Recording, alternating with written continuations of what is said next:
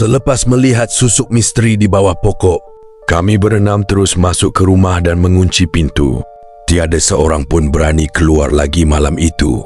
Daniel masih teringat suara yang kami dengar, manakala Wan berkali-kali mengatakan bahawa kami sepatutnya mendengar nasihat pakcik kampung. Keesokan paginya, Aiman cuba bertanya kepada pakcik tersebut tentang pokok besar itu. Namun sebaik sahaja nama pokok itu disebut, wajah pakcik tersebut terus berubah. Dia hanya memberitahu kami supaya jangan pergi ke sana lagi, terutama selepas waktu malam. Haziq bertanya, sebenarnya apa yang ada dekat pokok tu, pakcik? Pakcik itu terdiam agak lama sebelum menjawab perlahan. Dulu pernah ada seorang perempuan tinggal dekat kawasan tu. Sejak dia hilang, orang kampung mula dengar suara dan nampak kelibat dekat pokok tersebut. Kami semua terus senyap. Petang itu, kami cuba melupakan cerita tersebut dan melakukan aktiviti seperti biasa. Tetapi ketika matahari hampir terbenam, Ali ternampak sesuatu dari tingkap rumah.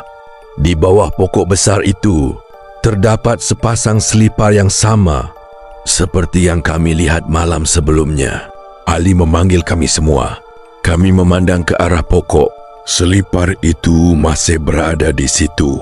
Tetapi kali ini, terdapat kesan tapak kaki di tanah yang menuju dari pokok terus ke arah rumah kami. Irfan mula berasa takut. Jangan-jangan benda tu ikut kita balik. Malam semakin gelap. Kami semua cuba tidur awal, tetapi sekitar tengah malam, bunyi ketukan kembali kedengaran. Tok, tok, tok. Bunyi itu bukan dari pintu. Ia datang dari tingkap ruang tamu. Aiman perlahan-lahan membuka langsir. Tiada sesiapa di luar. Namun apabila dia menutup langsir semula, satu suara perempuan kedengaran dari halaman. Kamu datang lagi. Wan terus menarik Aiman menjauhi tingkap.